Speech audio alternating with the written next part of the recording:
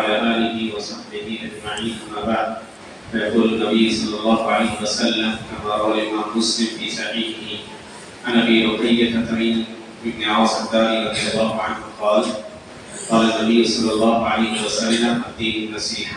قلنا لمن؟ قال: لله ولكتابه ولرسوله ولأئمة المسلمين وعامته. ساتویں حدیث ہے اربعین نوویہ. مسلسل یہ حدیثیں آپ کے سامنے آ رہی ہیں. پچھلے ہفتے الکلام سے متعلق کچھ باتیں تھی آئی تھی. آج دین خیر خواہی کا نام، اس ٹاپک سے یہ حدیث آپ کے سامنے پیش کی گئی. حضرت تمیم بن عاص الداری رضی اللہ عنہ کہتے ہیں کہ نبی صلی اللہ علیہ وسلم نے فرمایا کہ دین نام ہے خیر خواہی، یا دین کی بنیاد خیر خواہی ہے. خیر خواہی کا مطلب ہوتا ہے کہ جو چیز ہم اپنے لیے اچھا سمجھتے ہیں، بہتر سمجھتے ہیں، وہی چیز ہم اپنے مسلمان بھائی کے لیے اچھا سمجھتے ہیں. اسی لیے کہتے ہیں فلاں فلاں کا خیر خواہ ہے، یعنی اس کے لیے اچھا سوچتا ہے، اس کے لیے بھلی باتیں سوچتا ہے، اس کے لیے کوئی بری چیز نہیں سوچتا. تو اللہ کے نبی سے سوال کیا صحابہ نے کہ خیر خواہی کس کے لیے ہم کریں؟ تو اللہ کے نبی نے کہا اللہ کے لیے خیر خواہی کرو. اللہ کے لیے خیر خواہی کیسے ہوتی؟ امام خطابی نے کہا اللہ کے لیے خیر خواہی کا مطلب یہ ہے کہ اللہ کو اس کی تمام صفات میں، اس کی ربوبیت میں، وہ ہمارا رب ہے، الوہیت میں، اس کی بندگی میں، عبادت کی تمام قسموں میں، جیسے دعا عبادت ہے، مدد طلب کرنا عبادت ہے، پلٹنا عبادت ہے، توبہ عبادت ہے. اس طرح کی عبادت کی جو بھی قسمیں ہیں ان تمام قسموں میں اللہ کو درنا جانا ہے. اللہ کے ساتھ اگر کوئی شرک کرتا ہے تو اگر استطاعت رکھتے ہیں بالقوہ تو اس کو شرک سے روکیں، اور نہیں تو زبان سے جا کے خیر خواہی کیجیے. دنیا کے اندر کہہ دیجیے انبیاء اور رسول سے زیادہ ہمدرد اور خیر خواہ کوئی نہیں گزرے. نبی صلی اللہ علیہ وسلم نے اپنی مثال دی تھی، کہا تھا کہ میری مثال مثلی کمثل رجل استوقد نارا، میری مثال اس شخص کی سی ہے جس نے آگ جلائی. آگ جلنے کے بعد پتنگے اس میں چھوٹے چھوٹے جو کیڑے ہیں جو اس زمانے میں خاص طور سے دکھتے ہیں اس میں کودنے لگے. فجعل الفراش يقعن فيه ويتقعن، چھوٹے چھوٹے پتنگے اس میں گرنے لگے. اب وہ شخص گھوم کر کوشش کر رہا ہے کہ ان پتنگوں کو آگ میں ڈالنے سے، خود کو جلانے سے روکے، اور یہ پتنگے اس پہ غالب آتے ہیں اور آگ کے گرتے چلے جاتے ہیں. کہا کہ میری مثال ویسے ہی ہے، میں تمہاری کمر پکڑ کر تمہیں جہنم کی آگ سے بچانے کی کوشش کرتا ہوں اور تم میری نافرمانی کر کے ایک طرح سے جہنم میں گرنے کی کوشش کرتے. تو سب سے زیادہ خیر خواہ اور ہمدرد یہ نبی انبیاء کی ذات رہے. نبی صلی اللہ علیہ وسلم کو بے حد ستایا گیا. آیت کا واقعہ معروف ہے آپ کے. جوتے پاؤں اتنا زیادہ مارا گیا، پتھر مارا وہاں کے اوباشوں نے کہ جوتے میں آپ کا خون جم گیا. سر پہ تکلیفیں آئی، جس کے کئی حصے زخمی ہوئے. اللہ نے پہاڑوں کے فرشتے کو بھیجا. کہیے تھے طائف والوں کو دو پہاڑوں کے بیچ کھینچ دیتے ہیں. اخشبین دیکھی کتنی ہمدردی تھی. کہا نہیں، ارجو ان یخرج اللہ من اصلابہم من یؤمن باللہ وحدہ. مجھے نہیں، ایسا مت کیجیے، مجھے امید ہے کہ اللہ ان لوگوں کی پیٹھ سے، ان لوگوں کی ذریت سے، نسل سے ایسے لوگوں کو برپا کرے گا، پیدا کرے گا جو اللہ کی تنہا عبادت کریں گے، تنہا اللہ کی عبادت کریں گے، اللہ کے ساتھ شرک نہیں کریں گے. تو اللہ چاہتا تو طائف والوں کو ہلاک کر دیتا. وہی طائف والے، وہی وہاں کے سردار عبد علی اور اس کے آباش لوگ مشکل سے 14 سال بھی نہیں گزرا کہ مدینے میں سر جھکائے آئے اور نبی صلی اللہ علیہ وسلم کے سامنے اسلام کا اقرار کیا. عرب کا پورا عرب ایک طرح سے کہہ دیجیے مرتد ہو گیا نبی صلی اللہ علیہ وسلم کی وفات کے بعد تو جو شہر ارتداد سے محفوظ رہا تھا مکہ مدینہ طائف، یہ نبی صلی اللہ علیہ وسلم کی دعا دیکھ لیجیے کہ اللہ کے نبی نے کہا تھا کہ ایسے کی اور مجھ سے اللہ ایسے لوگوں کو نکالے گا جو کرنا اللہ کی بات ہے۔ اسی قبیلے سے ایک شخص نکلا اور کہیں نہ کہیں ہمارے اسلام ہونے وہ شخص رہا ہے محمد بن قاسم الثقفی، 17 سال کا نوجوان جس نے انتہائی 94 یا 93 ہجری میں ولید کے زمانے میں جو ہے اس علاقے پر یہ لغار کیا اور اسلام کی دعوت پھیلتی چلی گئی۔ کہیں نہ کہیں ہمارے اسلام کا تعلق اسی لشکر کی برکتوں سے، دیکھیے کیسے اللہ سبحانہ تعالیٰ دین کی مدد کرتے ہیں۔ اسی قبیلے سے شخص پیدا ہوا جس نے قرآن میں اعراب لگوایا، زیر زبر پیش، نہیں تو قرآن میں صرف عربی الفاظ لکھے ہوئے تھے، حتیٰ کہ نقطے بھی لکھے، یعنی باپ کے نیچے نقطہ ہوتا ہے، تاکہ اوپر 2 نقطے بھی لکھے تھے، غیر نقطے تو عرب تو پڑھ لیتے تھے، لیکن ہم جیسے اجمیوں کا کیا حال ہوتا ہے؟ حجاج بن یوسف الثقفی جو تاریخ میں ظالم کے نام سے بھی مشہور ہے، بہت ظلم بھی کیا اور اس کی بہترین کارناموں میں سے اس چیز یہ ہے جس نے قرآن میں زیر زبر لگانے کا حکم دیا۔ دنیا آج سیراب ہو رہی، مر گیا لیکن اس کی یہ نیکیاں جاری و ساری۔ سورہ یاسین میں آپ نے پڑھا کہ 3 رسولوں کو اللہ نے بھیجا، جب مار یہ وجہ رجل من اقصى المدینہ یسعى قال یا قوم اتبعوا المرسلین، انطاکیہ نامی بستی تھی شام کے علاقے میں، 3 رسولوں کو اللہ نے بھیجا تھا، وہ دعوت کا کام کرتے تھے، لوگوں نے نہیں مانا۔ ایک شخص بڑا بیمار رہتا تھا، یوسف نام ذکر کیا گیا، اس کے پاس آئے، کہا کہ دعوت قبول کر لو، اگر ایمان تو تم دعا کرے کہ اللہ سے کہ تم شفا یاب ہو جاؤ۔ ایمان اس نے قبول کیا، شفا یاب ہو گیا، بہرحال اس نے دعوت دی اور دعوت ایمان کی دعوت دینے کے نتیجے میں قوم سے مار ڈالا۔ کیا کہا اس نے؟ یا لیت قومی یعلمون بما غفر لی ربی وجعلنی من المکرمین، کاش کہ ہماری قوم جان لیتی کہ رب کی کیا بخششیں اور کیا عنایات مجھ کو ملی۔ تو انبیاء اور جو انبیاء کے میسنجر یعنی وارثین ہیں وہ سب سے زیادہ ہمدرد ہوتے ہیں، سب سے زیادہ ہمدرد ہوتے ہیں عام انسانوں۔ سب سے بھاری بات کسی نبی کے لیے یہ گزری ہے کہ لوگ شرک پہ مر جائیں، تو اللہ کے لیے خیر خواہی یہ ہے کہ شرک کے جتنے ذرائع ہو سکتے ہیں اس سے روکا جائے۔ کہا اللہ کی کتاب کے لیے خیر خواہی کی جائے۔ کہا اللہ کی کتاب کے لیے خیر خواہی کا کیا مطلب ہے؟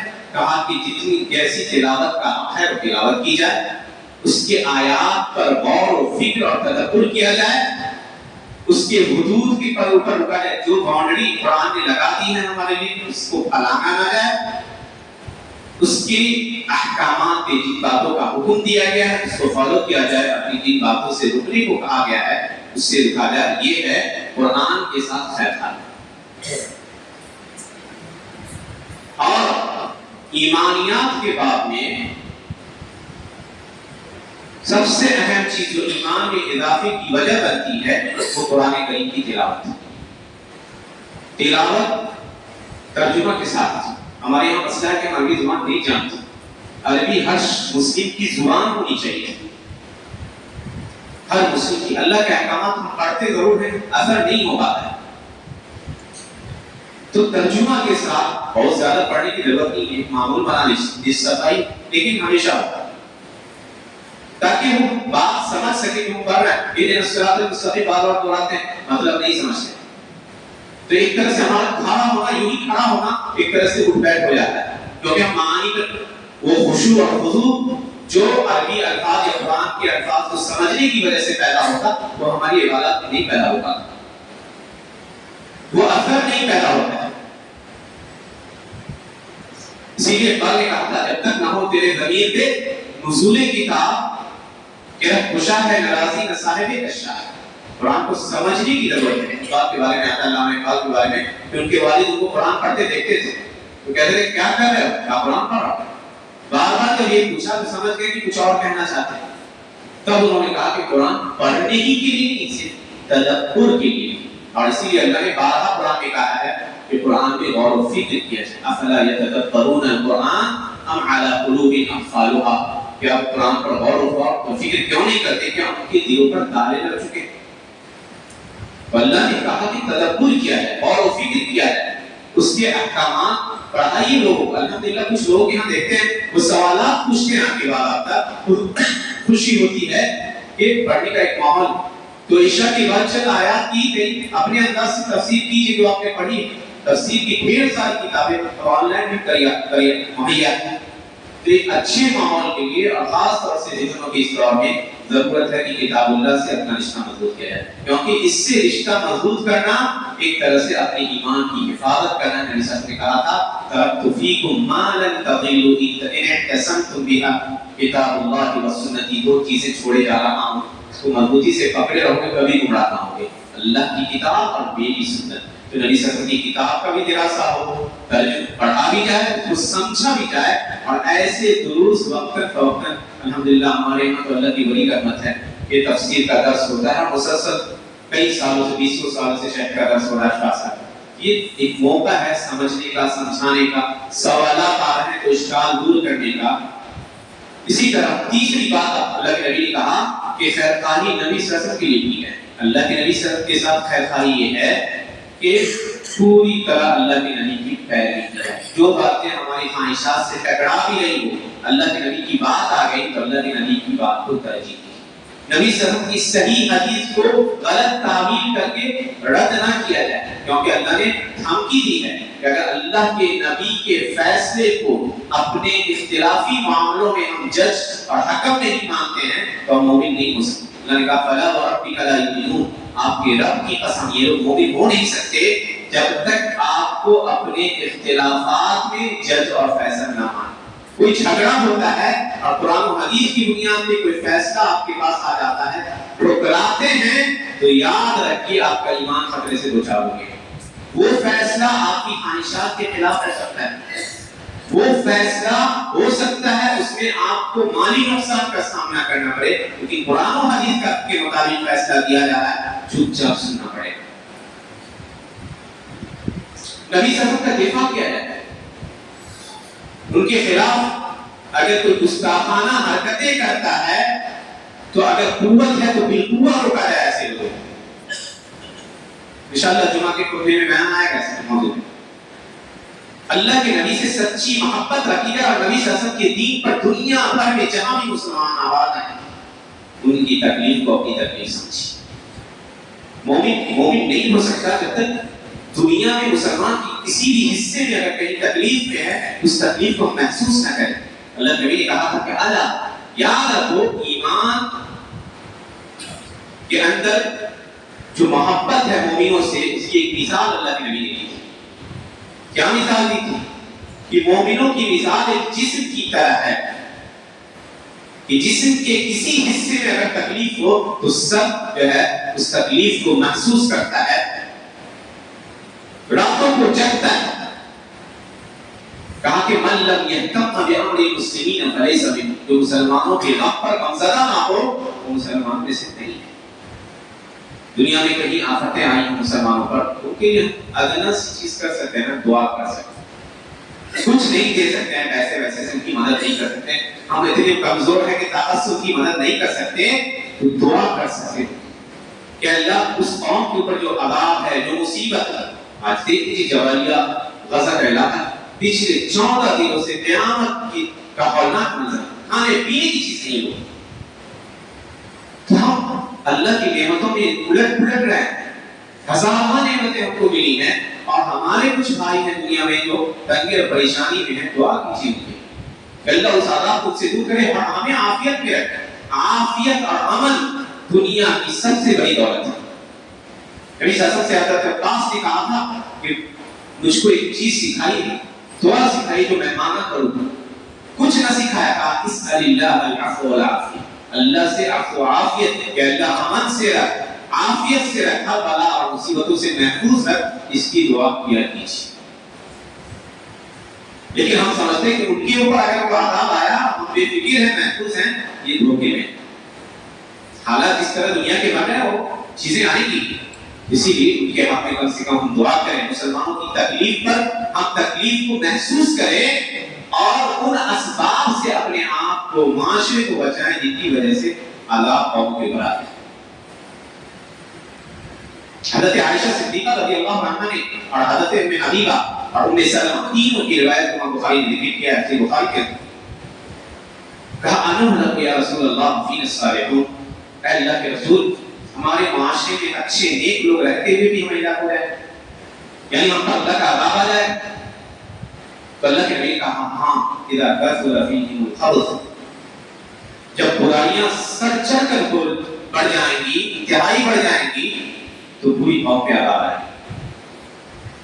پھر جو نیک لوگ رہیں گے ان کو ان کی نیکی کا بدلہ قیامت کے دن ملے گا، اپنی نیتوں کے مطابق اٹھے گے، ہلاک تو سب ہوگا،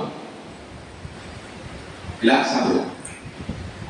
تو قوم کی اجتماعی پریشانی کو پریشانی سمجھیے، جو فتنے آ رہے ہیں، چاہے وہ بے دینی کا فتنہ ہو، ارتداد کا فتنہ ہو، خواتین میں غیروں کے ساتھ بھاگنے کا فتنہ ہو، یا جس طرح کے بھی فتنے ہیں، ان کو ہم اپنے سماج میں ہر شخص محسوس کرے اور اس کو دور کرنے کی کوشش کرے۔ یہی ایک عام مسلمانوں کے ساتھ پھیلتا ہے اور یہ اصلاح کہلاتا ہے، ریفارمنگ کہلاتا ہے۔ اور اللہ نے وعدہ کیا ہے، دو وعدہ کیا ہے۔ کیا وعدہ کیا ہے؟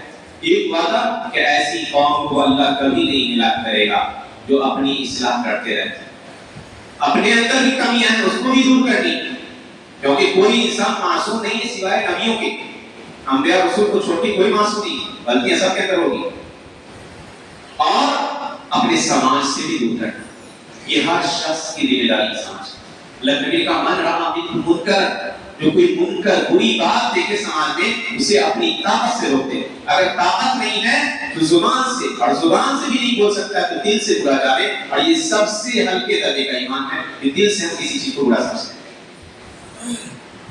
دوسرا وعدہ جو اللہ نے کیا ہے کہ اگر ہم سماج میں اصلاح کا کام، اچھائی کا کام کریں گے تو اللہ کہتا ہے کہ ایسے لوگ محسن ہیں، ایمان میں سب سے اونچے درجے کے لوگ۔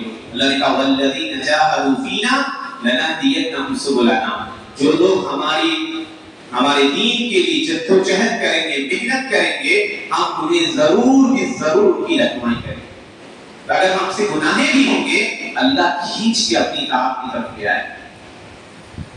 تو گناہ کے بعد اگر شرمندگی ہوتی ہے، ندامت ہوتی ہے، تو سمجھیے آپ کا دل زندہ ہے، آپ کا دل زندہ، اور اللہ چاہتا ہے کہ آپ لوٹیے اللہ کی طرف۔ یہ ضرور ایسے لوگوں کی رہنمائی اللہ کرے گا جو دین کے لیے سرگرم رہتے ہیں۔